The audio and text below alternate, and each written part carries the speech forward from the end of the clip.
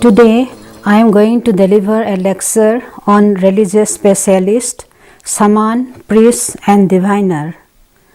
As introduction, let us see what is meant by religious specialist. The first form of specialization of labor known to men was the performance of supernaturalistic rites, and this idea seems well supported by the hundreds of primitive societies. Full-time religious specialists are seldom found among the culturally crude societies, those who select domesticated plants and animals and provide for themselves by simple hunting, fishing and collecting edible plants. At least a rudimentary development of religious specialization has, however, generally been found among even the very simplest societies. Various attempts have been made to classify systematically the kinds of religious specialists found in human societies, but as a system, none of these has found general acceptance, and usages of these terms are not uniform. Joachim Voss has distinguished the religious specialists as founder, reformer, prophet, seer, magician, diviner, saint and priest. Additional terms commonly applied to the primitive world are shaman, witch doctor, sorcerer and medicine man.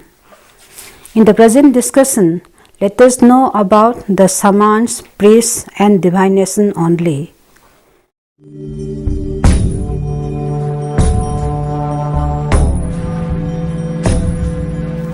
Shaman. The word shaman is derived from the Siberian Tungus word shaman, which means to know in an ecstatic manner. The term shaman in its widest sense refers to a man or woman who serves a society as a part-time religious practitioner. As a technician of the sacred, the shaman is the charismatic figure par excellence, personally incarnating the spirits and inspiring the awe and worship of the congregation. Becoming a shaman is a movement from an initiatory phase of identity disintegration through painful self-reconstruction and on to rebirth as a transformed practitioner able to control and reveal the potent spirits that fragment other weaker souls. He acquires the power through certain spirits to read minds and heal illness, to predict the future. Typically, those who become shamans do not choose their occupation willingly. Rather, they are called by spirits who lead the initiate into realms of intense and often terrifying sensations of personal suffering, powerful emotion, and disintegration of identity. The ferocity of the initiatory phase varies individually and cross-culturally. Shamans are often nervously unstable persons and even epileptics. Hence, they work themselves into frenzy during their professional labor, and this condition is interpreted as possession by a spirit. A Tahitian becomes medium of supernatural message with convulsed muscles, distorted features, and strained eyes. An Ona shaman, when treating a patient, at once begins to sing in order to summon his familiar spirit through whom he hopes to extract the cause of the illness. Suddenly, the doctor is seized with a tremor. He sings louder and faster. The spirit has entered the body and merged with his soul. The doctor wildly shakes and distorts his torso. In a state of the utmost excitement, as though mad, he begins to suck out the disease-causing agent, stares at it with glassy eyes, and topples over completely exhausted. Among the polar Eskimo, shamans or angakok were numerous. Almost every family had one. Both men and women became shamans, and although they were often compensated for their services, none devoted full time to shamanism. Shamans possessed the ability to call forth or suppress storms and to banish or summon game animals. Their most important function was to cure disease, interpreted as the loss of the soul. Soul loss is regarded as serious, and if the soul is not recovered, the individual will eventually die. Curing rites were held by the shaman at the request of the patient. The shaman gradually entered a trance state by singing spirit songs, beating on a drum, dancing in a wild and uncontrolled manner. When trance state was achieved, the shaman trembled and groaned, sometimes foaming at the mouth and ultimately becoming rigid and insensible to pain. In this state, the shaman rescues the patient's soul. Once the soul had been recovered, the patient was expected to improve. The shaman was also capable of stealing and hiding the souls of enemies, and so powerful shaman were thus regarded with fear and respect. A Manipuri Meitei shaman is known as Maiba. A professional Maiba holds ritual ceremonies by way of praying to the concerned god as a medical part, namely ceremonies of Saban Thaba, Kayom Lakpa, Yenhing Thaba at the request of the patient or member of the family of the patient for recovering the illness. Sometimes, when the cause of illness of the patient is of Hingsabi Sangba, visiting of female evil spirit to the patient, the Maiba, who is controlled by his familiar spirit, performs Thautoba to get off the evil spirit from the soul and body of the patient by addressing to the evil spirit in a special language. The Meitei shaman is generally known as Maiba in the case of male and Maibi in the case of female. Maibi wears white cloth in traditional style. The Maiba or Maibi requires intensive training under his or her seniors, and they are commonly believed to have vision of the god and goddess whom they serve and are able to communicate their message during their trances to the people. They hold ritual of the Sagai lineage and the Salai clan of the Meitei community in front of the ancestral deity, and in the proceeding of the ritual, they utter hymn of incoherent language and trembling as if possessed by the deity. They predict the future of the clan or the individual as being forecasted by the deity. They are considered to be the mediators between the supernatural and human beings. Many times, such predictions come out to be quite true in the actual life, and so they are engaged to conduct rituals of expiation and exercise to avoid ill fate in the post-marriage life, illness, death, accident, etc., befalling on a particular individual or group of people. They also perform ritual ceremonies invoking Meitei deities of different clans. The service of Maiba or Maibi is also essential in the ritual ceremony of ancestral deity of the Meitei community, like Lai Harauba, that is merry-making festival of deity locally known as Umang Lai, etc. Further, a Maiba or Maibi is sometimes engaged for telling future of an individual, and in the proceedings, he or she throws some coins on the floor. Then, after observing the state of position of the coins, he or she predicts the future of the individual concerned.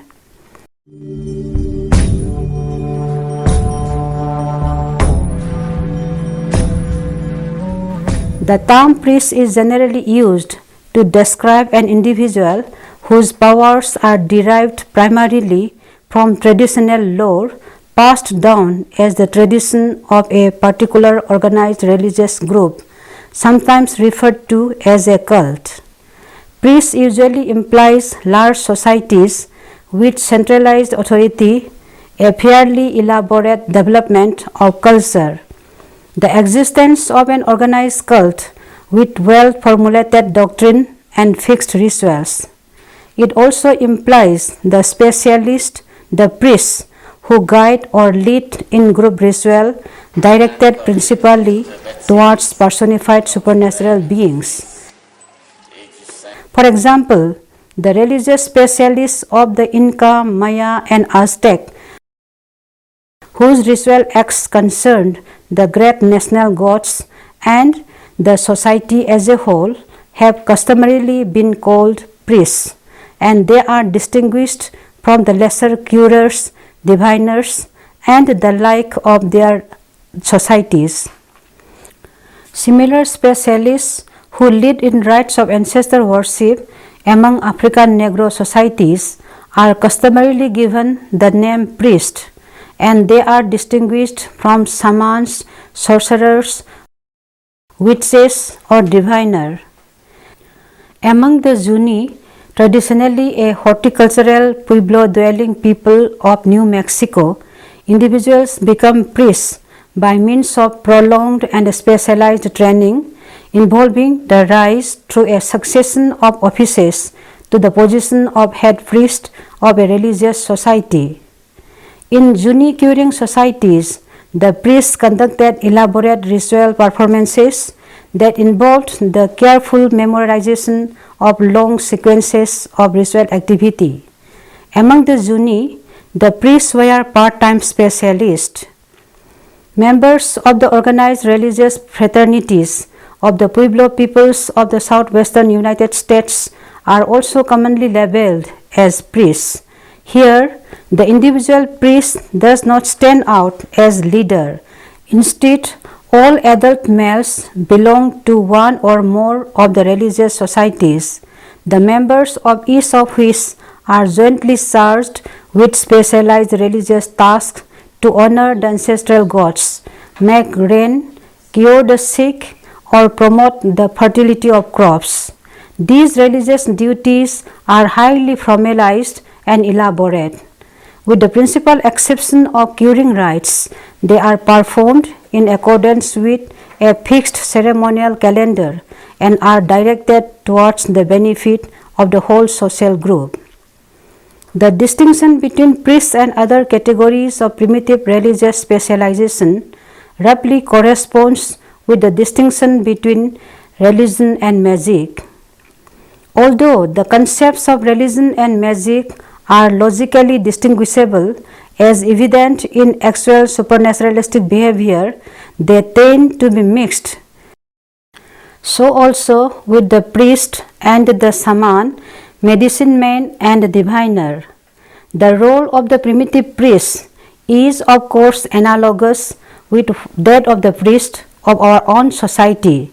That is, it emphasizes knowledge of an elaborate theology and leadership in propitiatory rites for communal benefit.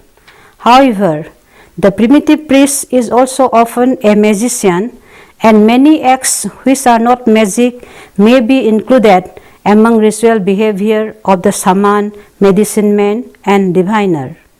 The existence of priests in a society usually presupposes a relatively high degree of religious organization. The priests are associated with the professional supernatural beings. We are familiar with religious practitioners of this sort in our own society. The description given above applies in general to priests of the Roman Catholic, the Protestant and the Brahmin of the Hindus. Presence of such specialized priesthood is found in technologically advanced societies. Priests, particularly those belonging to the Roman Catholic denomination, have taken the vows of obedience, chastity and poverty at the time of their priestly ordination. Besides the above mentioned role, In certain societies, the priest becomes the overall head of the community. Manipuri Meitei Brahmin is a priest known as Purohit or Purit. The Brahmin is exclusively sanctioned to attain Hindu deities in temples. He normally performs the services of prayer for the prosperity of individual or members of the family or communities, and also to keep at bay the evil spirits from entering into the soul and the body of the individuals, etc. It is worth mentioning that even though they learn the ritual proceedings and hymns, the status of Brahmin are ascribed by virtue of birth.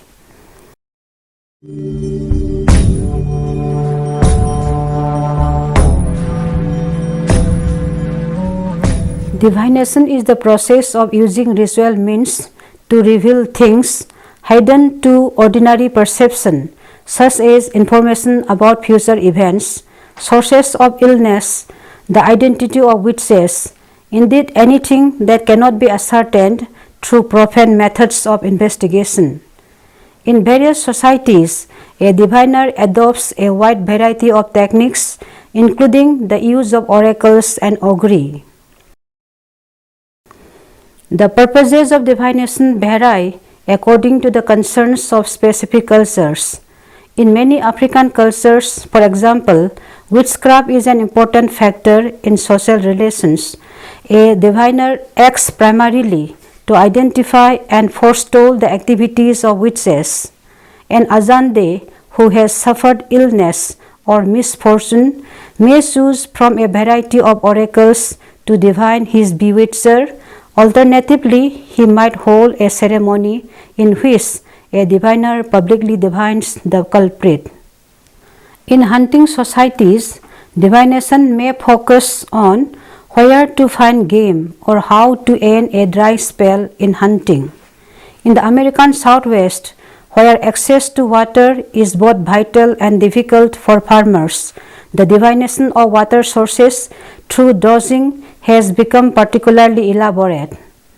The Meiteis often ask to a diviner, the Maiba or Maibi, for knowing their future, for instance, person to whom he or she would marry and their relation after marriage, or prospect in their own life and their children, and whether the lost property will be found or not, or even whether they will get a job or not, etc. When divination seeks source of misfortune, it generally provides a cure as well. This cure frequently involves redressing a ritual dereliction that has caused the problem. The Sisala of Ghana, for example, most frequently consult a diviner when they are ill. The diviner always discovers that they have neglected one or another ritual duty, and that the offended ancestors are inflicting the illness as a punishment. By making a particular sacrifice, the patient can appease the gods and prevent further affliction. If witchcraft is responsible, the witch can be confronted and forced to halt his or her activities. Many divination ceremonies center around augury, the interpretation of random occurrences. A ceremony creates a phenomenon over which human control seems impossible. The fall of a set of lots, for example, or the pattern of dealt cards, or the condition of the entrails of animals. Since human control is impossible, any pattern may be attributed to supernatural agencies.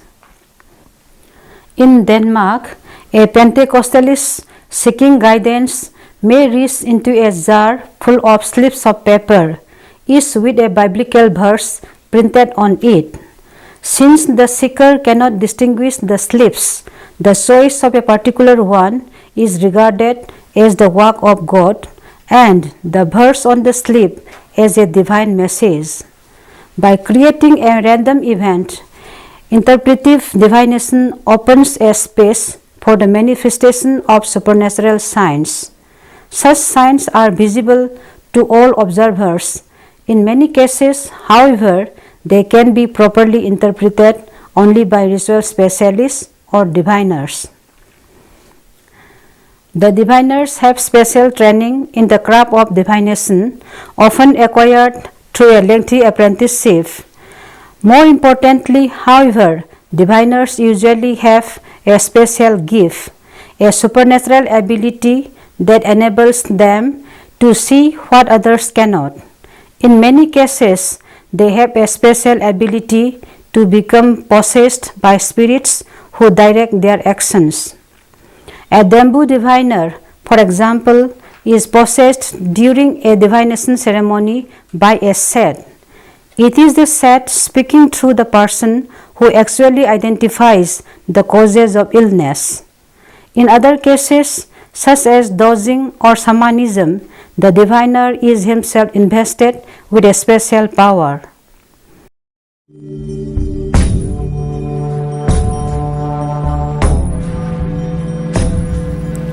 Religion has to do with those areas of life where supernatural forces are believed to operate and where the appropriate attitudes are those of faith and reverence. Almost all people possess full-time or part-time religious practitioners who are responsible for the technology considered necessary in dealing with supernatural forces. Even where specialization of labor is virtually absent, most people possess shamans or spirit mediums who are capable of communicating with the spirit world and sometimes of taking action within it. In more specialized societies, spirit mediums and curers are likely to be more specialized, and their efforts are often supplemented by priests and other authorities who derive their powers not from direct contact with the supernatural, but from participation in a religious cult within which specialized religious knowledge is handed down.